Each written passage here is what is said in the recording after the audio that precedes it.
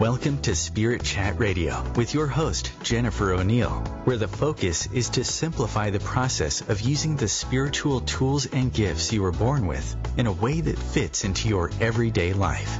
Jennifer is a leading expert in the field of spirit communication and has spent the last 20 years as a professional psychic and spiritual teacher, helping people all over the world learn how to develop themselves spiritually through her books, podcasts, and her virtual learning center, Keys to the Spirit World. For the next hour, join Jennifer to discover different tools and techniques that will help you learn how to navigate the spirit world better and empower you on your own spiritual journey.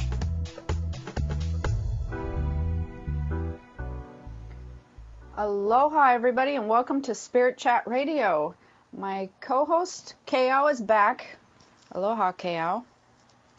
Hi. Hi, How everyone. are you today? Yeah. Great. We decided to do a show, or I wanted to do a show on the 5 common money blocks. But before I get into that, I want to make sure that everybody who follows me, I have people email me, and I only open them at certain times of the year. And so I have this empath class. It's a year-long transformation class. I wasn't even sure this year, but I did. And this month, I've opened it, I think, yesterday. And it'll be open till the 21st. So for those of you who have been waiting, make sure to go over to www.empathclass.com. You can get more information there and or sign up. Most people are just waiting to them. You can do that over there. So that class is super awesome. I use the techniques that I teach, but it is a transformation. It's not like a regular class that you would take. When you're trying to be a healthier empath and live a life managing your abilities, it's kind of more like if you're not doing the diet, but you're changing your eating habits. Does that make sense, Kayao? That's a good analogy. Yeah. That's a really good analogy. Yeah, you have to change your lifestyle. And it's hard for people to do that when they're not understanding everything that comes into. It's very similar to the diet and the food thing. You know, if you're not understanding why food affects your body certain ways. It's the same type of thing with the empath class. But anyways, I'm excited about this show. And in the description, we were talking about it a little bit. And when it comes to manifesting money and creating abundance, people struggle with making enough money to do what they truly desire. Like, they really struggle with this. And there's very common blocks that tend to keep people from moving forward. Because when you embark on a spiritual journey, this struggle with, trying to gain things that you truly desire, manifest, and have financial freedom, which is what most people feel like that's what their goal is. That's what they feel like it is. That's what they wish for. It's really common when you embark on a spiritual journey for this to become more confusing, because you really desire on a soul level to change your life. And I've had so many people go, okay, well, how do I move out of this old pattern and this old job? I know I need to change my life. I know this old job is causing me issues or surrounding me with negativity or bringing me down in a spiritual aspect. So how do I move forward and change, since this job pays the bills? And so we're going to be talking about some of that stuff. But the other thing that I want everybody to know is this isn't a show on how to make money. So we will be talking about money, energy, how that works into your spiritual journey, universal laws, and basically about money from an energetic standpoint, and things, the most common blocks that keep people from manifesting or creating more of what they feel like is an abundant lifestyle. People do that I've done myself. I'm sure, Kayao, you've done as well. And I just want everybody to know, this is not a get-rich-quick show, right? We don't do that. But Yeah, right. This is not an infomercial. So anyways, No. no, it's not going to be one of those things. So, but let's talk about the spiritual journey stuff. That is something that I notice that happens quite often with people. They begin to align spiritually. They begin to get in tune with their own spiritual body, and they start really understanding what they truly desire in life. And they have a hard time going, again, how do I leave this job? How do I go to this other area? And, how do I, if I want to be a healer, if I want to be a surfing teacher, how do I go from this corporate world to over there? And that really makes people start feeling frustrated and confused. I kind of feel like people starting on a spiritual journey get more confused about money. Do you notice that? Do you notice that people around you? I have noticed that. I have. Yeah. Mm-hmm. Like clients are different people. A lot of the healers. Yeah. Mm-hmm. And so the thing is you're trying to take your old money mindset and things that you've been taught, and it no longer resonates with you. And that's what causes a lot of the confusion. And so the desire to have more things and more abundance becomes magnified, but the confusion also becomes magnified because you're still set in this old money mindset, and that's hard to rid yourself of, and this causes some blocks. So we're going to be talking about block number 1 fairly quickly here. Because when you get into this money stuff, we will need to be talking about universal laws, universal energy. So the most common block number 1 that I see is people don't have enough information.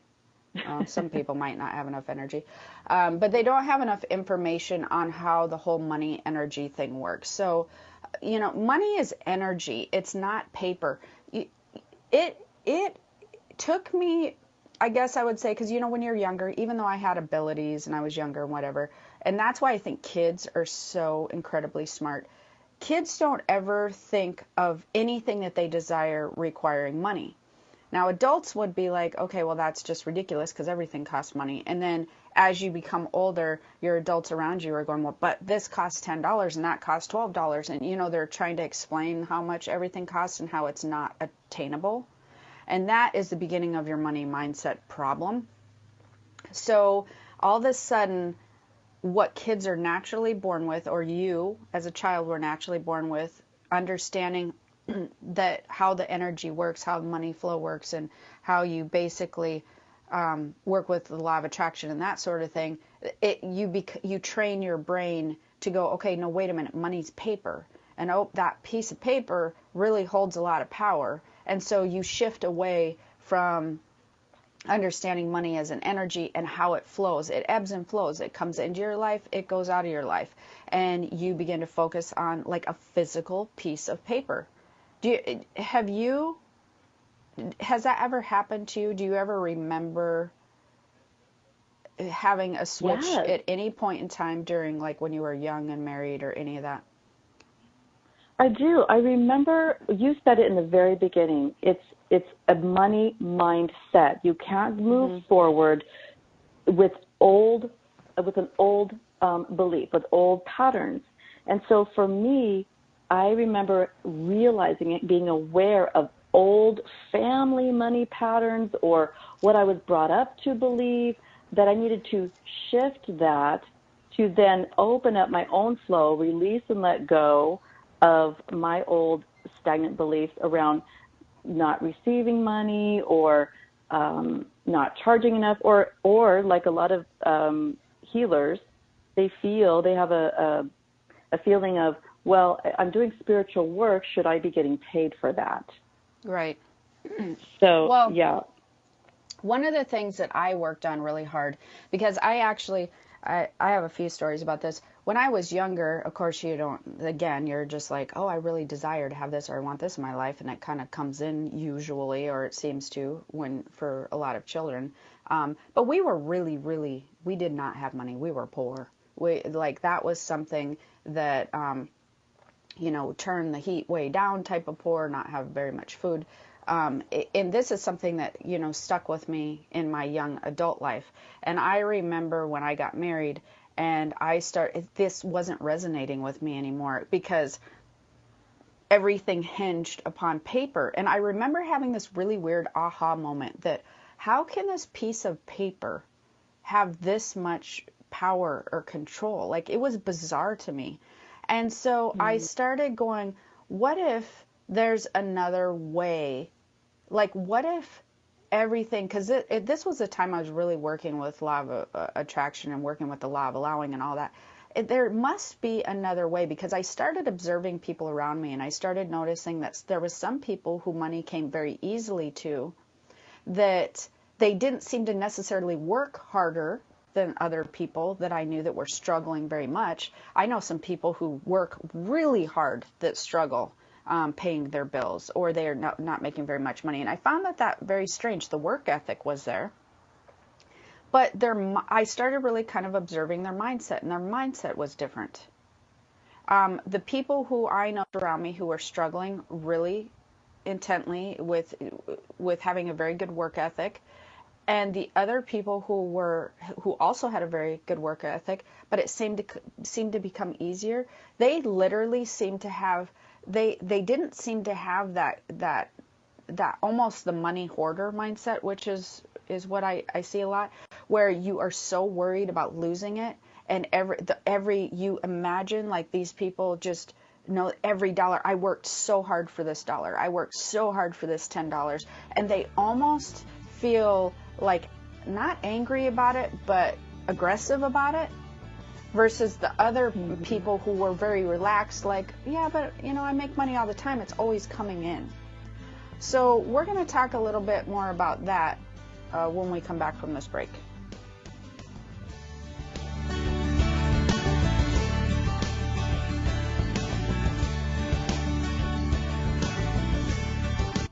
The cutting edge of conscious radio. Times Radio. IOM FM. Change and growth are part of natural life and also part of your spiritual life. Everyone needs support and guidance, especially during life passages. Upgrade yourself with the Times Experts program. With Times Experts, you have access to the best intuitive coaches, spiritual teachers, counselors, astrologists, and oracles. Our team was carefully selected so you can trust. Find out more at experts.omtimes.com. Tune in to The Practical Intuitive, Mind, Body, Spirit for the Real World with me, host Robin Fritz, Mondays at 2 p.m. Pacific, 5 Eastern. I'll cover personal and business intuition, animal communication, mediumship, space clearing, past life regression, shamanic insights, energy healing, soul choice, and more, all to help you tap your own intuitive and healing skills. No ifs, ands, or buts. I'm Fidel Mshombo. I was born in a city called the Bukavu in the Congo. We were a loving family, and then, boom, everything that I had disappeared in a single day. People think that when you are a refugee and they resettle you to America, and all your problems are done. They don't understand that that's the beginning of everything. I was not born a refugee. I was made one. It's time we welcome refugee families with open arms. Learn more at embracerefugees.org, brought to you by the Ad Council.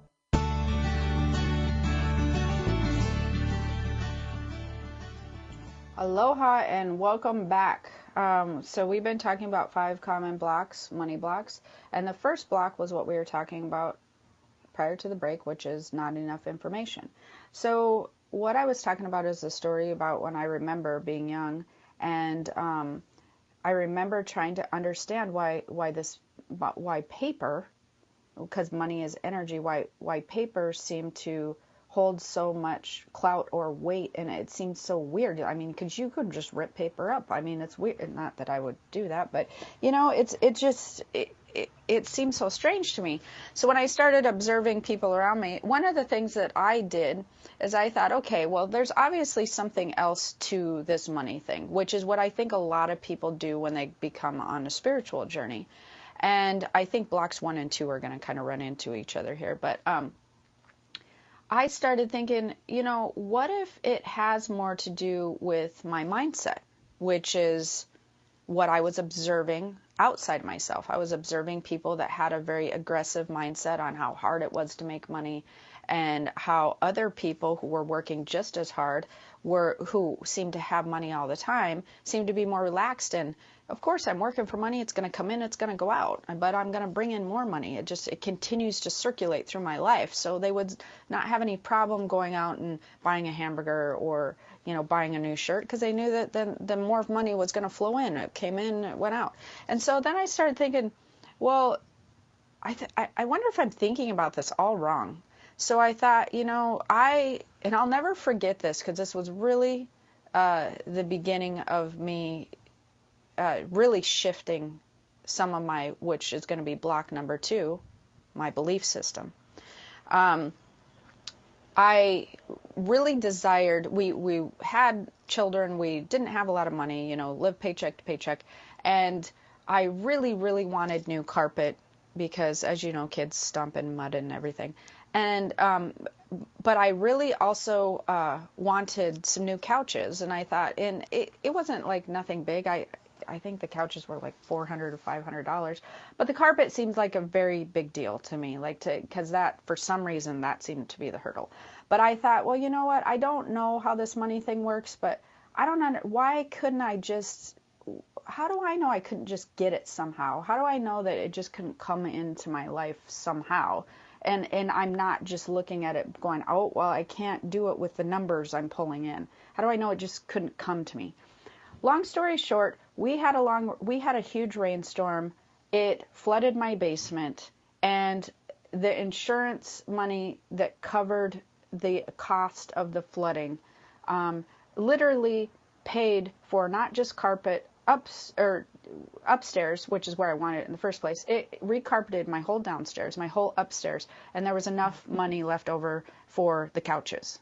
This literally happened in like a month and a half of me starting to try to change the way that I observed money around me.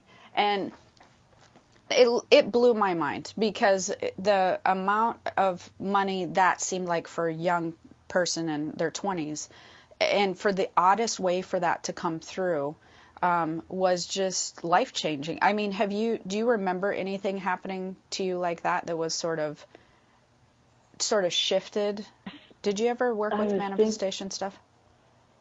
Absolutely. And one of the big things I remember as you were sharing your story was, again, changing my old patterns, my old belief system around money, and not pushing the money, not thinking, not focusing on what I don't have, focusing on what I already had. We're fine, we're good, starting out as a young family. And then I also remember talking about energy and money. I also shifted the energy of my home, not only my own mindset, but the energy of my home. So in the feng shui principle, I was aware of where my money area was in my house. And I remember when I got my feng shui certification, from your left door, from the front door of your house, your wealth and abundance, your money area is in the far left area of your home. And knowing that for myself, I shifted that area. I made sure that there were no, you want to make sure there's, for example, no dead plants. You want to bring in colors that denote money, vibrant colors, either some purple or red or green. I'm not saying paint the whole house, but really bring in some life into this area. Maybe put a money dish in this area. I did all of that, and I kid you not, within 2 weeks, we got a check from an inheritance check that we were not even expecting at all, for $5,000. Right after I did that, I thought, wow, talk about shifting money and energy. Not saying that that's going to work for everyone, but it was call it a coincidence, call it shifting the energy. And so, like you said, I thought, wow, what else can I be aware of? And you become addicted. And when it happened, you know right away what you did. It's not like you're like, oh my God, how did I just do that? You know, because you know right away that you can feel, you remember very clearly, because it takes a conscious effort to just try something different. And just to be clear, we covered block number 1 was not enough information. We kind of slid in block number 2, which is your belief system.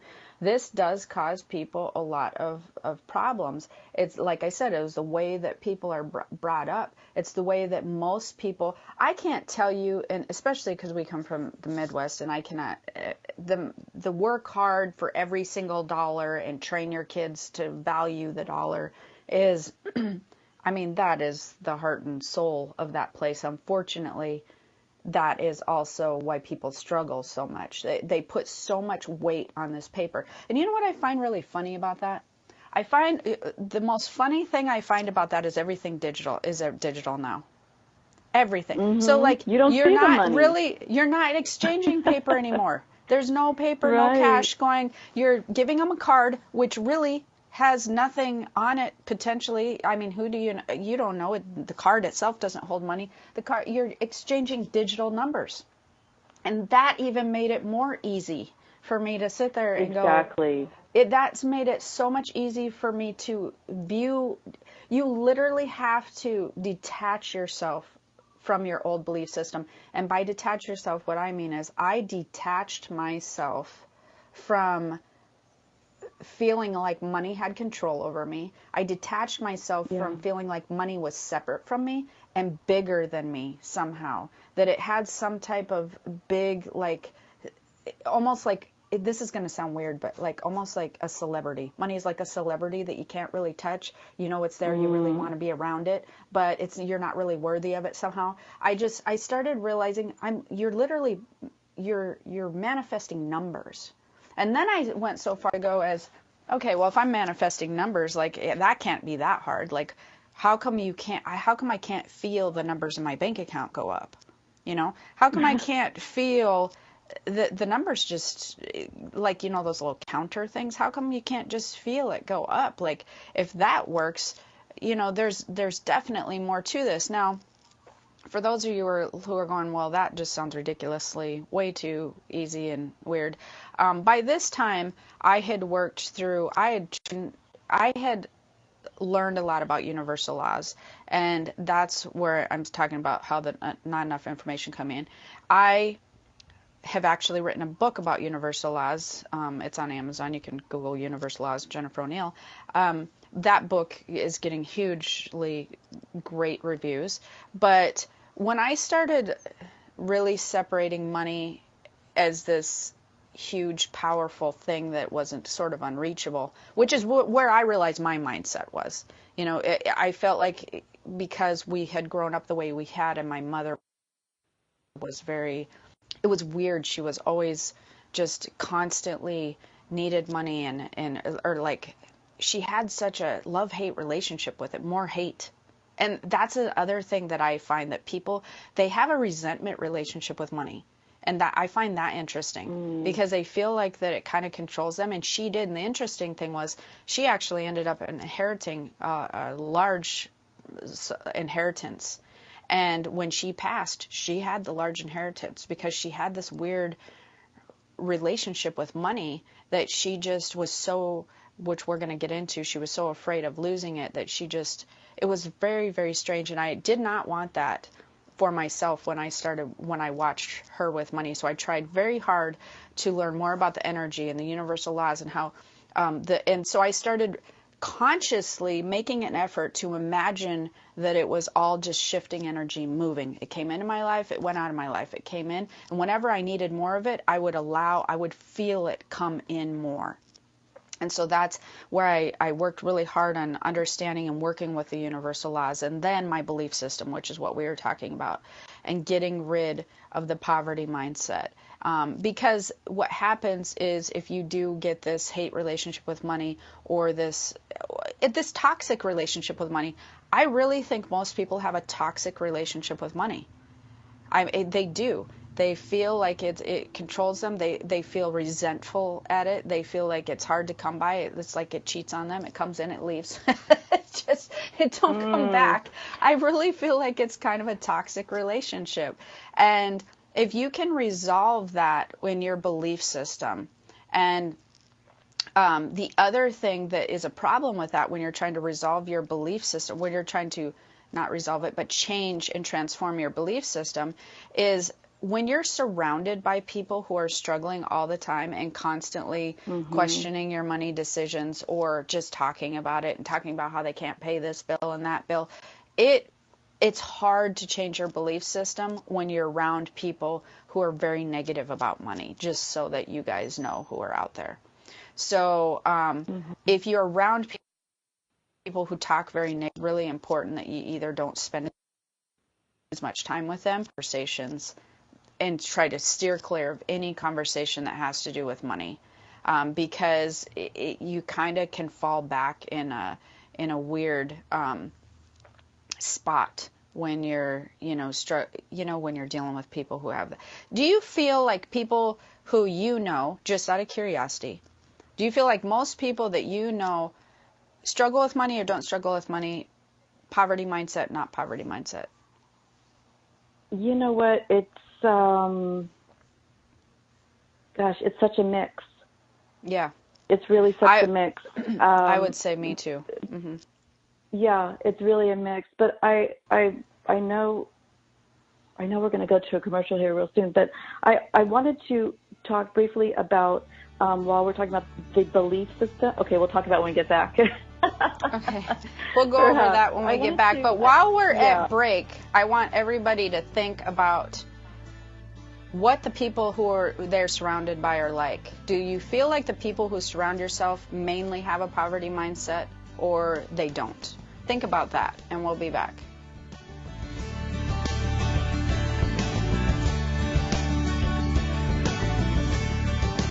Bringing a more conscious lifestyle to your world. Om Times Radio. IOM FM. Ascending Hearts is no ordinary dating site, but a spiritual dating site with a purpose, to link you with your soulmate. We engineer the serendipity so you can trust that you will attune with someone that has the same matching vibration as you. Ascending Hearts, the conscious dating site for the spiritually aware. Try Ascending Hearts for free. AscendingHearts.com. Hello, I'm Lisa Berry. Join me every Monday at 1 p.m. Eastern Time for Light on Living, a chance to see new, hear different, and feel more as I shine the spotlight on all the ways to lighten the load of life's challenges. Light on Living is your link to that new way you're looking for, that new understanding that will enhance your life, and that positive connection that will support your growth. So join me and you'll gain insight and start to see things in a new way that motivates you. You're not wired to have a response to this sound. You're neutral to it, and you can hear it repeatedly without feeling anything. But when we introduce a new stimulus, save the food, we've achieved pulling a natural or inborn response from you.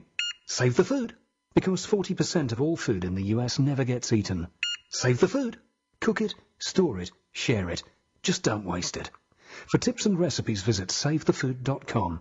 Brought to you by NRDC and the Ad Council.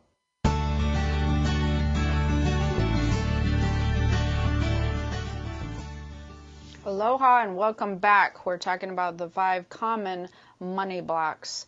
And we talked about block number 1 is not having enough information on how money actually is energy and working with the universal laws and how it ebbs and flows out of your life.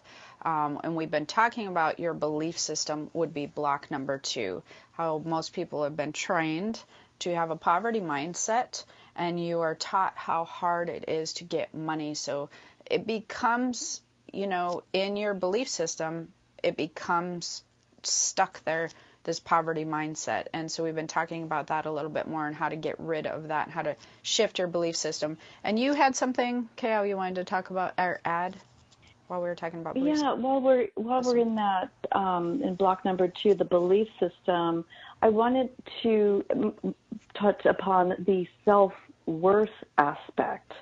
And that was something that I really struggled with. And in restructuring my own belief system is the being, feeling worthy to receive.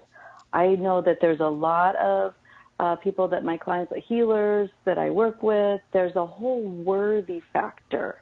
Right. That is an old pattern, an old belief. It is how you're brought up. So for me, when we were raised, we were okay. Money, like you said, money came in, money went out. There were times we were good. There were times we were struggling. And for me, it was, money was withheld at times, just withheld and not receiving. So that was something that I had to work on as an adult, and going into my healing practice of feeling I'm, worthy of receiving. So there's all different aspects and ways to work through that. But I just wanted to touch upon that as we are in the belief system. Yeah, all of these things are really important. The belief system and the way that you're brought up, I think that people sometimes don't realize what an impact. They just assume that they're taught about money. Nobody's ever taught about money that I know of, which I find very strange. I actually taught people really judged me when I was raising my kids, because I consciously raised them in a way that I wasn't harping on them about money and the cost of things. And the reason I did that was because I wanted them to see how things could flow easy into their life. And it's not that I went and bought them everything that they wanted to. I didn't do that. But I wasn't one of those parents that was like, okay, but that costs this much money. If they wanted to go on a trip somewhere, I'd be like, okay, let's figure out how we can make this happen. And I specifically did that because I was purposely trying to make sure they grew up without having that feeling of being restricted from your personal desires or soul desires by this piece of paper. Like, I felt like that was just really messed up. And so I really, really tried hard to make sure that whenever my kids really kind of desired, if we didn't have the money, that was never something that came out of my mouth, ever. It would be like, okay, how can we make this happen? Let's talk about this. Let's make a plan and figure it out. And my kids do really, really well at their young age with the money that they bring in. And they do not have, I noticed, a lot of the money blocks that I had tried to overcome. And, it's hard for a number of reasons. You grow up feeling like you're, this holds a lot of control over your life, number one, and you can't get very much. This thing that holds all this control over your life, there's just a shortage of it. And that was another thing that I thought was really weird. I didn't understand why is there always a shortage of it? Because some people have really a lot of it. So in my mind, where's the shortage, And then trying to get it to where I didn't feel resentful towards it. So that was the process I really went through with my belief system, is I really worked on not feeling resentful of it, and not, because you get frustrated and resentful if you feel like it has all this control. And so you begin, your focus, your focus becomes on the money, not on maybe choices that you're making, or not allowing the money to breathe in free flow in and out of your life. And so in my personal thing with which I noticed the biggest difference is I really, really, I would sit there and actually visualize and concentrate on dissipating that control, not making money bigger than me, making it feel like it aligned with me, and then making it really be numbers and energy to me, and just release it. I worked so hard on that. I worked a year on that or more, just constantly. Anytime it came into my life, this piece of paper, not even seeing it as a piece of paper, but just seeing it as a representation of energy. And I would constantly in my mind, when I would visualize at night, when I would visualize that I needed money to pay a bill, I would visualize numbers just going up, and just this, it was very freeing. Because I also started seeing change. I immediately started seeing change when I resolved my my feelings towards money, when I resolved that, and that was in my core belief system. This, you know what I mean? So did you also feel that you detached emotionally from the money as well? 100%. That was literally, if you can detach from money emotionally, that is so incredibly healthy for your money relationship. And I'll tell you, blocks just crumble down faster than anything. It's amazing. Yeah. Because like I said, then it has no control over you. It's kind of, again, you have a relationship with money like you do with people. It's like, you know, if you can not detach yourself from people, but like say you're in a spousal type of relationship, but you kind of take care of your own self, and you just take care of the relationship as in it's more balanced, as in you're not needy to money, you're not needy to your spouse. You see what I mean? Once you resolve that within yourself, the non-neediness, when you become a non-needy partner to your money relationship, and you just figure out how to go, you know, I have a roof over my head, and somehow it's going to come in, somehow it's going to flow in, somehow it's going to enhance my life. When you can resolve that emotional relationship, that changed everything. And this show is going so quickly. So that really was the core of restructuring my belief system, is resolving that relation, or, you know, the emotional, detaching myself emotionally from it and not making it something bigger. You know, everybody should really think about that. Yeah, they should really sit there and think about how much power that they give money over their life. Like how it's like you think of it as this huge, untouchable, like controlling thing that really controls your life.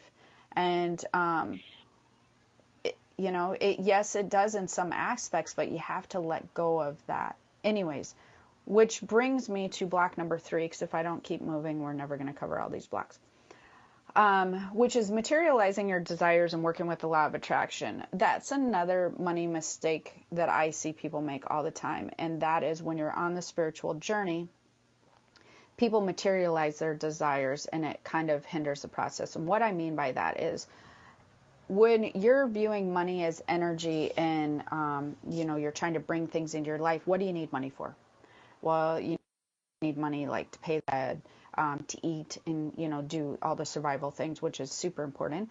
But a lot of times people will go, well, you know, I need a new car, and I need a new car, or I need a new house, and they get very frustrated because then again, it's that all control that money has. Huge money mistake to materializing your desires into a thing. So, because that contradicts and causes an internal conflict with your spiritual journey, which is your soul is really wanting more time and freedom and space and those types of things. So instead of materializing that you need a new car, you have to go back to what is this car resolving for you? Is it causing you less stress because you know it's more reliable? You need some more reliable transportation. You need to feel more relaxed on getting from point A to point B, which resolves a lot of stress. So you start having to think about, well, I need to not be stressed on how I'm going to get from point A to point B, instead of I need this certain car. Or like houses are very common. Like people will be like, I need another house, or I need a new place to live. But what they're really desiring is more space, because energetically they're feeling cramped. Or energetically, maybe the place that they're in is feeling kind of negative. Maybe they're living with somebody they don't want to live with, or you know what I mean? So what you're really desiring is a different space. And so you have to start, instead of materializing it into, again, a product, you have to go for the feeling of what that product's going to relieve. So does that make sense? Because if we're going for a product, you're back to the paper thing. Do you see? Right. Yeah. So you're really wanting more freedom. You're wanting more happiness by not being stressed. You're wanting more space. And so that's something that you really need to start realizing. Why do I want money in my life? Why do I want, and this is when we're talking about kind of abundance types things, things where people are feeling like they don't have enough of something in their life. I did want another car at some point in time when I started being more successful. And I had a very specific car that I wanted, which kind of goes against what I'm talking about here. But the reason that I did it in this way was because I didn't need it in the way that I was being desperate about it. Like, why am I not getting this car? I'm feeling really frustrated that I'm not getting this car. I had worked through all that with my money issues, and I was just like, you know what? I technically can walk a lot of places, or I can catch a ride with somebody if I need to because my kids had cars or whatever. But I'm just going to keep saving for a car, and I'm going to get the one I want. Eventually, someday, this car that I'm desiring will be sort of to me, this specific car that I was looking for was an indication of my success, I guess I would say. Is that how you would say that? And so I saved for 4 years trying to get this, or not trying to get it, but just thinking it'll come into my life someday. And I didn't really think about it actually happening, which is a funny thing. I never really thought about it. And then my mother had passed, and she had all this money she had passed with in the bank. And people kept saying, why don't you just buy a car? And it's like, well, I don't know. And then, why don't you buy this kind? Well, because when I buy one, I want to buy one that I really have always desired. I want to have the opportunity one day to go choose a car that I like, the style, versus I can afford, so pick from these 5 cars. Here's the 5 cars you can afford, so pick one of these. I just wanted to be able to have that option to go, but this is the kind I want, so I'm going to go search for that. And so I actually kept saving money for these 4 years, and kind of an odd thing happened. And I'll tell you, explain to you what happened when we get back.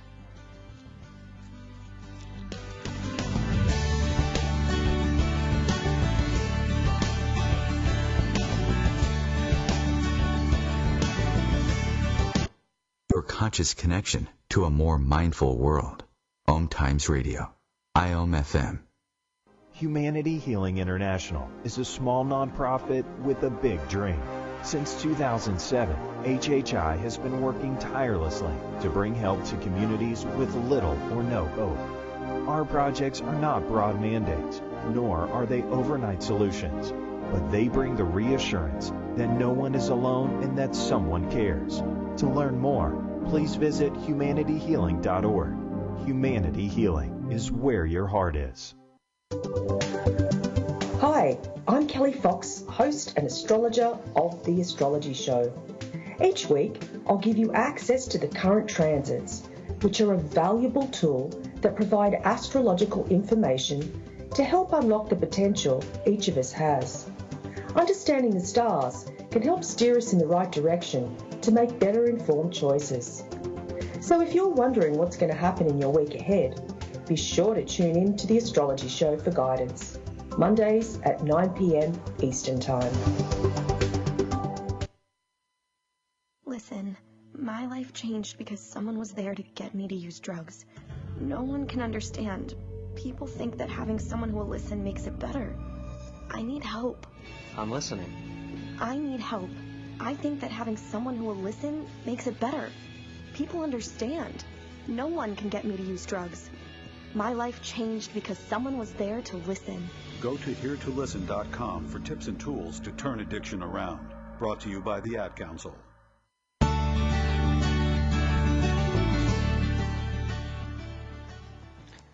Welcome back. So we were talking about manifesting your desires as being block, or not manifesting, materializing your desires, block number 3.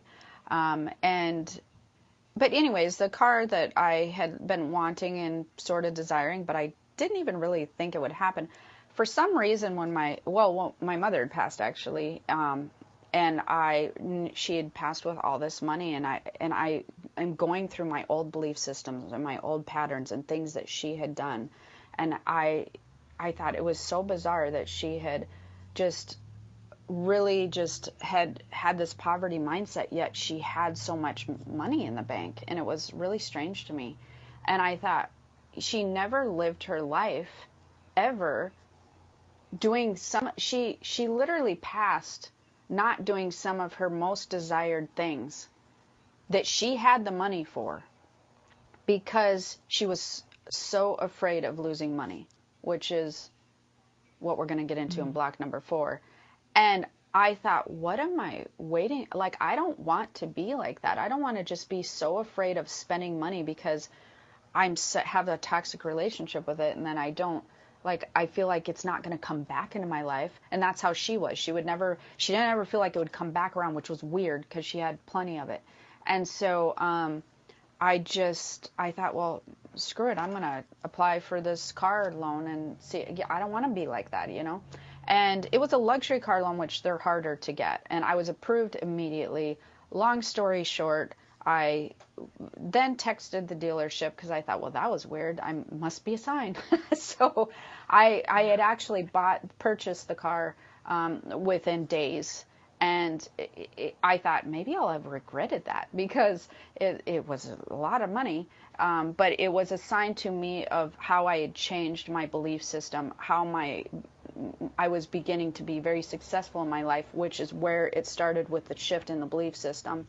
And so it was an indication, and I've never looked back. It's been one of the most amazing. Every time I walk into my driveway, I'm like, I'm so proud of myself, because that literally is a physical sign, or it's a reminder every day. I kid you not, every day I get into that car, it reminds me that I've changed my money energy. And it reminds me it's a lot easier for me than it was when I was younger. It feels easy. It literally does feel easy to me now. But it took me working through all these blocks, you know. Do you remember but do you remember purchasing anything ever like that made you feel like you kind of got over that hump? I do. It's funny you mentioned the car, because I remember when I was living there in Hawaii, and I got I wanted a Volvo, and the Volvo that we found was, it was like I don't know, had all the bells and whistles. And it was funny because when I first sat in it, it was used but new to me. Again, with me, my running story belief system was just not feeling worthy, and so I sat in that car, and I felt like, oh, this is too much for me.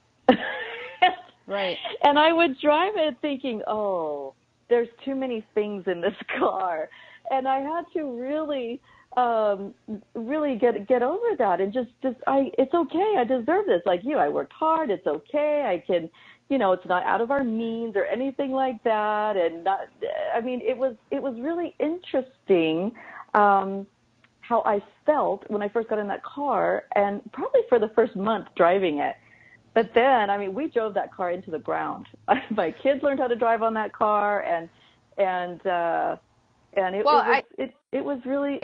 You made a good point there too. I also had saved for 4 years. I had saved for a down payment, and I could totally afford this car, and you could afford that car. Yeah. But even when you get to the point where you can afford things, you've shifted your money, it's coming in, you've saved stuff, there are still blocks that you have to face sometimes, and sometimes those blocks are what we're talking about. And well, I put your self-worthy into the next category, which would be block number 4 is fear and guilt. Once you hit a certain status, or I don't want to say status, but a certain knowledge base area, once you develop far enough with your money relationship, fear and guilt comes in, and or not being worthy. You were successful. You were very successful. Kay has been very successful in everything she tries. So, but you were doing well, and you guys could afford it, and you were successful, but you were still trying to resolve the guilt, the self-worth. Right. What I call it guilt. I did some of the same things as well. And even I've been successful in my field for a while now. But even up until a few years ago, because I mean, I am human and I'm constantly trying to learn and I'm constantly trying to get better at all the things with the energy around me. I'm always cleaning up my energy. I'm always double checking how I'm viewing my energy. You know, I still do that. It's energy maintenance, you know. But guilt of being successful and the guilt of being able to buy something that is nice. You know, when you have people around you, I struggled with that a lot. When you have people around you who are struggling with money all the time, and they're not getting it. They're not getting that that's even starts with them. It's not like the economy. It's not like the job that they have. The whole money belief system, core energy, the whole money situation that they're in starts with them and their core beliefs. And that's how money moves in and out your life. And once you shift that, they don't get it. They don't understand that that's what it is. And so some people you can't teach that to, because some people I'm surrounded by, they could care less what I do, even though they know me. And I don't want to necessarily spend a lot of time trying to teach them if they're not open to it. It makes no sense, right? But there'll be guilt when you have friends and family members sometimes that are struggling and you're not. You know, my kids have even talked about that. They don't want to share their successes sometimes because they're very young and they've done well. But when you share, that jealousy comes up, you know, and you can feel that from people. I've felt that a lot in my life once I kind of finally got over that, and I would purchase something, but then I wouldn't be like my car, and I didn't even want to tell people. Like I literally didn't want to tell people because I knew what would happen. I feel like they'd view me different, and then it took the joy away for me. You know, it took that pride away that I felt and it was very strange, and that I still have to keep myself in check with, because I still am in my money situation is so resolved that things just flow in and flow in. And I do know that there's people around me that, how did she get there? How's her businesses doing so well? You know, how can they afford to do that? I definitely can feel it. I mean, and plus I'm psychic, that always helps. And, not that I want to know that, I'd just soon be able to tune that stuff out, you know? And empaths have a really hard time with guilt. So you have to get to where you said you're worthy. You're worthy of that. It doesn't matter what everybody else is getting to make their choices, but you get to make yours, and you're worthy of having that. And I think that's really important. I think that that's a super huge thing to resolve, and I actually wish we could talk a little bit more about that, but I don't want to miss block number 5, and maybe we can after we cover, which is unhappiness and negativity. That is a huge thing, which really goes back to that relationship with money that we talked about in the beginning, and it goes back to if you're feeling really just unhappy and negative towards money, and you have this relationship where you're viewing it a certain way, that lowers your vibration.